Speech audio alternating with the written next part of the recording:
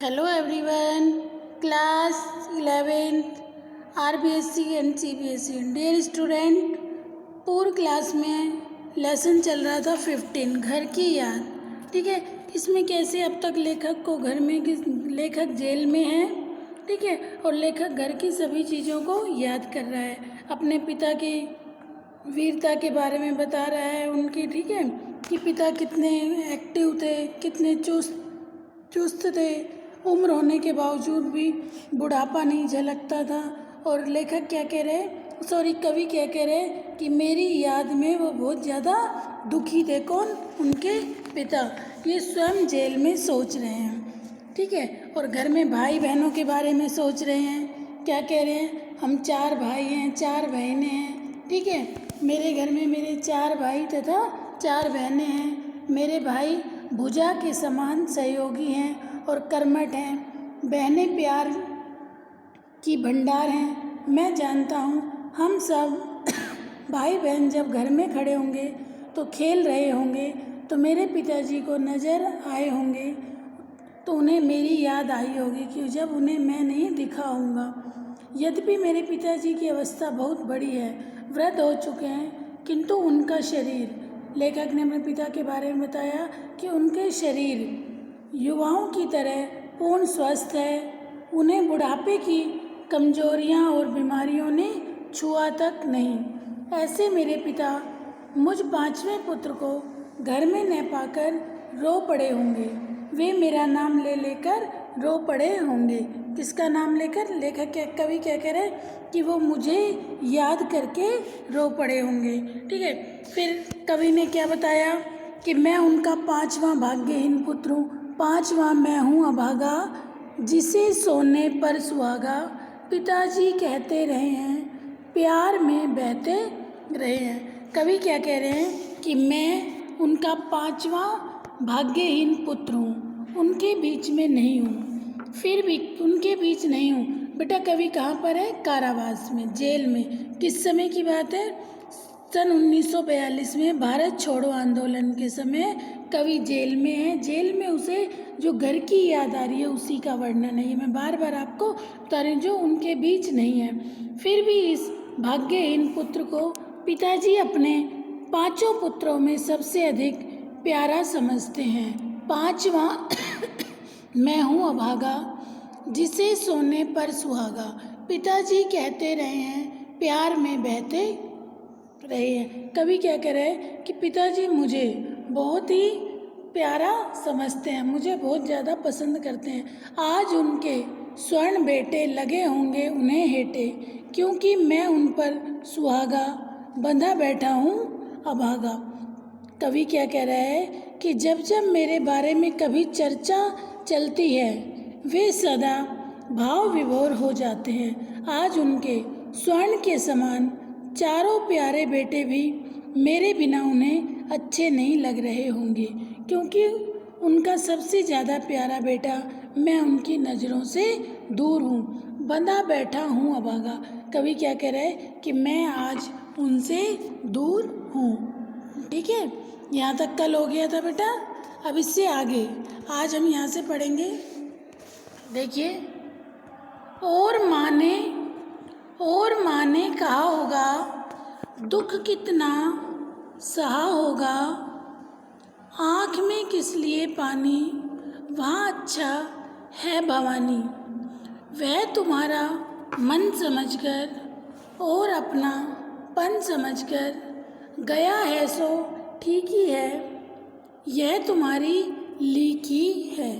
देखिए hard word देखो बेटा, लीक परंपरा या मर्यादा, लीक परंपरा या मर्यादा, पाँव पीछे हटाता, ठीक है,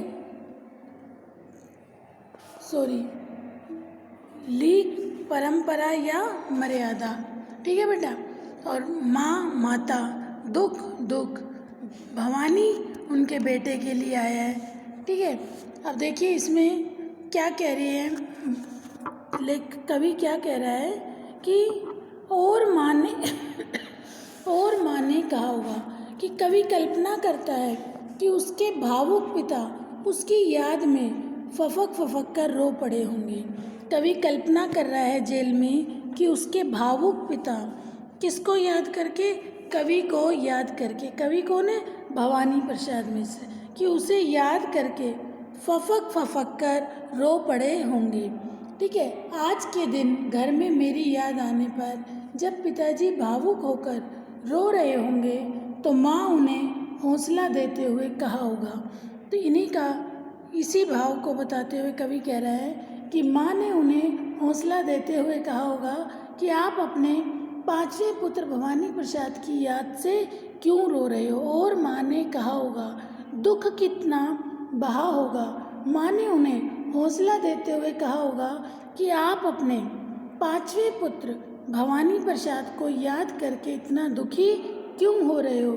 निश्चय ही हमारी शुभकामनाओं एवं अकाट्य आशीर्वादों के परिणाम स्वरूप वह जेल में हर प्रकार से राजी खुशी होगा।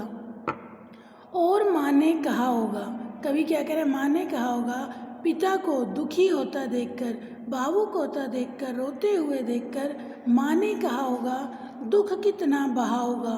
कि माँ ने कहा होगा आँख में किस लिए पानी, कि आपकी ने अपनी आँखों में किस लिए पानी भर रखा है, अर्थात आप क्यों दुखी हो रहे हो। वहाँ अच्छा है भवानी, अर्थात भवानी जो जेल में है हमारा पुत्र, उसे हमारे ढेरों आशीर्वाद और हमारी शुभकामनाएं उसके साथ हैं, तो उसे कुछ भी नहीं हो सकता, वो जेल में प्रसन्नता से रह रहा होगा।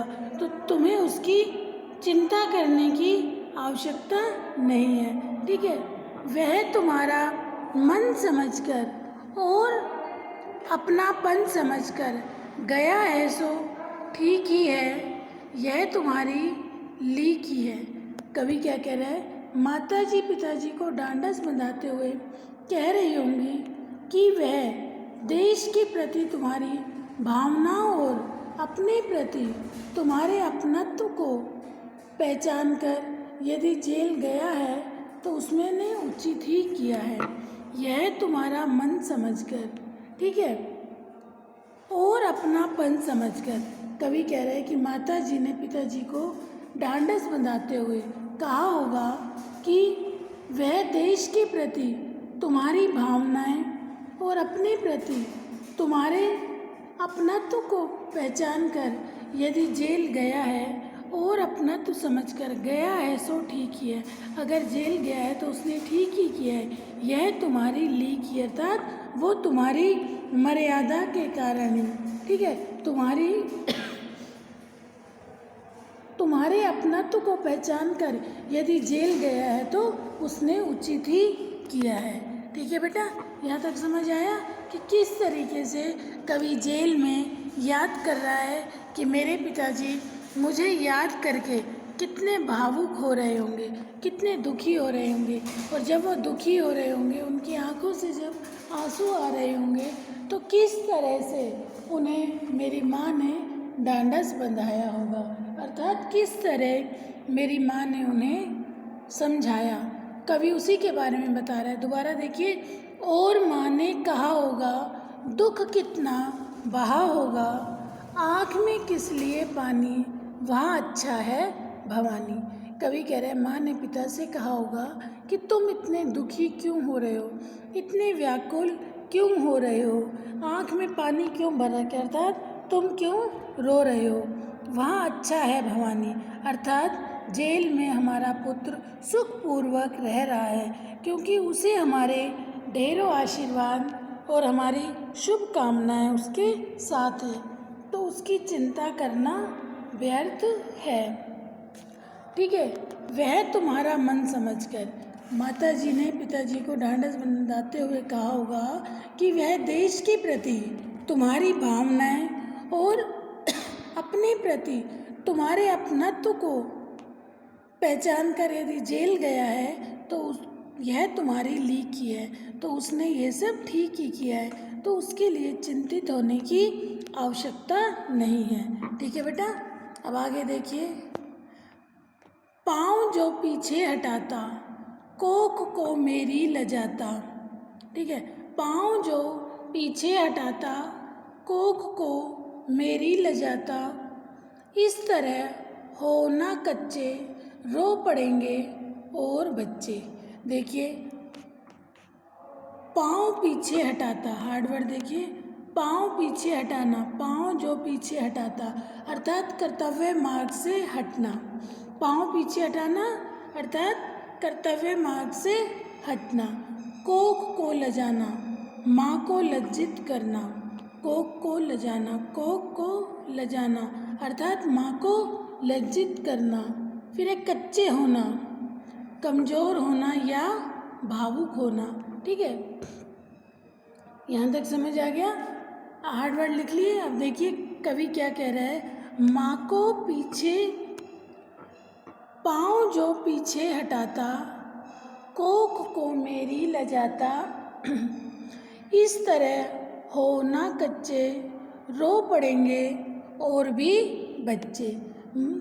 यदि वह देश के प्रति इस पवित्र कर्तव्य से विमुख हो जाता तो मुझ वीर जननी को लज्जित ही करता। कवि क्या कह रहा है कि माँ ने पिता से कहा होगा कि यदि वह देश के प्रति कर्तव्य से पाँव जो पीछे हटाता, यदि वो अपने कर्तव्य से विमुख होता, अपने पाँव पीछे हटाता तो कोख को मेरी लजाता अर्थात तो अपनी जननी को लज्जित करता। इस तरह हो ना कच्चे। यदि आज ऐसे अवसर पर तुम अपना मन छोटा करोगे तो अपनी कमजोरी प्रकट करोगे तो इस तरह हो ना कच्चे। इस तरह हो ना कच्चे से तात्पर्य है कि इस तरह आप अपने मन को छोटा मत करो। ठीक है, इस तरह हो ना कच्चे। ओके, अर्थात आप दुखी मत हो। ठीक है, रो पड़ेंगे और बच्चे, तुम्हें ऐसा देखकर। ठीक है, तुम्हें देखकर, तुम्हें रोता हुआ देखकर और बच्चे भी रो पड़ेंगे। ठीक है बेटा, यहाँ तक समझ आया कि किस तरह ये सब बातें जो कवि भवानी प्रसाद जी हैं वो कहाँ याद कर रहे हैं? जेल में। जेल में उन्हें घर की याद आ रही है, घर के हर सदस्य की उन्हें याद आ रही है, हर सदस्य के बारे में वो जो कुछ सोच रहे हैं उसी का वर्णन इस कविता में किया है। ठीक है, नेक्स्ट देखिए, पिताजी ने कहा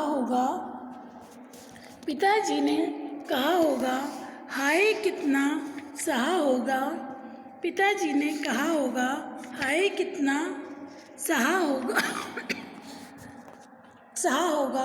कहाँ मैं रोता कहाँ हूँ, धीर मैं खोता कहाँ हूँ। कवि क्या कह रहे हैं कि पिताजी ने, हार्ड वर्ड देखिए, धीर खोना, धीर खोता, धीर खोना, धीरज न होना। ठीक है, कवि क्या कह रहा है कि जैसा कि प्रसंग हमारा पूर्व ही चल रहा है कि पिताजी के फफक कर रोने और माता द्वारा उसे ढांढस बंधाने की कल्पना करता है। कवि कहता है कि जब माता ने उन्हें भवानी के वियोग में न रोने के लिए समझाया होगा तो पिताजी ने माँ से यह कहा होगा कि नहीं, मैं रो नहीं रहा हूँ, न ही धैर्य खो रहा। पिताजी ने कहा होगा हाय कितना सहा होगा, कहाँ मैं रोता कहाँ हूँ, धीर मैं खोता कहाँ हूँ। पिताजी ने कहा होगा मैं कहाँ रो रहा हूँ, कहाँ मैं अपने धैर्य को खो रहा हूँ, अर्थात मैं नहीं रो रहा। ठीक है, इससे आगे देखिए बेटा, नेक्स्ट, हे सजीले हरे सावन, हे सजीले हरे सावन, हे कि मेरे पुण्य पावन, तुम बरस लो वे न बरसे, पाँचवें को ना तरसे। देखिए, पुण्य पावन अति पवित्र, पुण्य पावन अति पवित्र। ठीक है, अति पवित्र। अब इस पद में देखिए, हे सजीले हरे सावन, है कि मेरे पुण्य पावन, तुम बरस लो वे न बरसे, पाँचवें को वे न तरसे। देखिए इसमें कवि क्या कह रहे हैं, कवि भवानी प्रसाद मिश्र जी क्या कह रहे हैं, प्रसंग वही पहले वाला चल रहा है कि कवि सावन मास को अपना संदेशवाहक बनाकर कहता है। सावन के मास को अपना संदेश बनाकर कवि क्या कहता है, देखिए। कवि ने हरे भरे सावन से कवि प्रार्थना करता है कि तुम जल बरसाकर सभी का उपकार करते हो। हे सजीले हरे सावन, हे सावन, हे सजीले हरे सावन, तुम जल बरसाकर सभी का उपकार करते हो। तुम मेरे लिए बहुत पुण्य आत्मा और पवित्र आत्मा हो। है कि मेरे पुण्य पावन, हे सावन, तुम मेरे लिए बहुत ही पवित्र और पुण्य आत्मा हो। ठीक है, अतः तुम जितना चाहो उतना बरसो, तुम बरस लो वे न बरसे। अर्थात तुम जितना चाहो उतना बरसो, तुम्हारे बरसने से जगत का भला होगा। अर्थात सावन से कवि कह रहा है कि तुम बरसोगे, अर्थात बारिश होगी, पूरे जगत का, पूरे संसार का भला होगा। तुम बरस लो वे ना बरसे, अर्थात तुम्हारे बरसने से जगत का भला होगा, परंतु ऐसा ना हो कि तुम्हें बरसता देखकर, ठीक है, तुम्हें बरसता देखकर पांचवें को वे न तरसे। कवि क्या कह रहा है, पर ऐसा नहीं होना चाहिए कि तुम्हें बरसता देखकर पिता को भी पांचवें पुत्र की याद में आँखों से आंसू बरसने लगे। अतः इस ढंग से बरसना कि पिताजी को मेरी याद ना सताए, पांचवें को वे न तरसे, मेरी याद आ जाने से वे दुखी हो जाएंगे। इसलिए तुम्हें वर्षा करते समय इस बात का ध्यान रखना है। देखिए कवि क्या कह रहा है, सावन मास को कवि अपना संदेशवाहक बनाकर कह रहा है, हे सजीले हरे सावन, हे सजीले सावन, है कि मेरे पुण्य पावन। हे हरे भरे सावन से प्रार्थना करता है कि तुम जल बरसाकर सभी का उपकार करते हो। तुम मेरे लिए बहुत पुण्य आत्मा और बहुत पवित्र हो। तुम बरस लो वे न बरसे, तब तुम तो बरसो, क्योंकि तुम्हारे बरसने से पूरे जगत का कल्याण होता है। ठीक है, तुम बरसो, बरस लो वे न बरसे, पांचवें को वे न, तुम इस तरीके से बरसो कि तुम्हें देखकर ऐसा ना हो कि तुम्हें देखकर मेरे पिताजी को भी, अर्थात अपने पांचवें पुत्र की याद आ जाए। इस तरीके से मत बरसना कि उन्हें मेरी याद आ जाए। मेरी याद आने से वे बहुत अधिक दुखी हो जाएंगे। इसलिए तुम्हें वर्षा करते समय इस बात का ध्यान रखना है कि मेरे पिता को मेरी याद नहीं आनी चाहिए। अब देखिए इसे विशेष में हम क्या लिखेंगे, मिश्र जी की भाषा बातचीत के समान सरल, सहज व प्रभावपूर्ण और अनुभूतिपूर्ण है। ठीक है, कविता करते या गाने की बजाय कविता कहते हैं। ठीक है, इनकी जो भाषा है सहज, सरल व प्रभावपूर्ण भाषा का प्रयोग किया गया है। ठीक है, यहाँ तक समझ आ गया बेटा कि किस तरीके से कवि अपने पिता के बारे में सोच रहा है, कहाँ पे, जेल में, और वो सावन को अपना संदेशवाहक बनाकर सावन से कह रहा है कि हे सावन तुम बरसो, क्योंकि तुम्हारे बरसने से पूरे जगत का, पूरे विश्व का कल्याण होगा।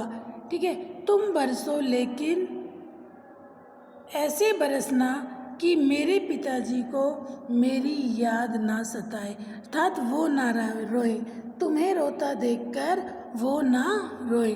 कवि किससे कह रहा है, सावन से कह रहा है। ठीक है, कि पांचवें को वे ना तरसे, अर्थात ऐसा ना हो कि तुम्हें रोता देखकर वो भी रोने लग जाए। कौन, मेरे पिताजी, और उन्हें मेरी याद सताने लगे, अर्थात उन्हें मेरी याद ना आए। तो देखिए अब तक हमने जितना भी पढ़ा, कवि जेल में अपने घर के सदस्यों को कितना याद करके दुखी हो रहे हैं, और फिर भी वो ये चाह रहे हैं कि उनके घर वाले उनको याद करके बहुत अधिक दुखी ना हो। ठीक है बेटा, जैसे कि अभी उन्होंने अपने पिता के बारे में कहा, फिर खुद ही जेल में सोच रहे हैं कि मेरी माता जी ने कैसे मेरे पिताजी को सांत्वना दी होगी। ठीक है, कि रोना नहीं है, ठीक है। वो अपने अगर कर्तव्य से विमुख होता तो माँ जननी को लज्जित करता, ठीक है। अगर वो जेल गया है तो उसकी जेल में सुखी है। हमारे ढेरों आशीर्वाद और हमारी शुभकामनाएं उसके साथ है, ठीक है बेटा। तो यहाँ तक हमने आज पढ़ा, इससे आगे कल ये चैप्टर कंप्लीट हो जाएगा। ओके, जो भी कराया जाता है बेटा उसे डेली का वर्क आप डेली करिए। डेली की वीडियो जो भी आप तक आ रही है उसे आप डेली सुनो, समझो, क्योंकि अगर आप एक भी पार्ट को मिस कर देंगे और अगला वाला पढ़ेंगे तो आपको समझ नहीं आएगा, ठीक है। तो अपने रेगुलर जो भी कराया जाता है पर डे आप करते चले जाओ, ठीक है बेटा। Okay, thank you. आगे नेक्स्ट अगली क्लास में कोई भी डाउट हो बेटा, अपने डाउट्स आप ज़रूर क्लियर करें। Okay, thank you.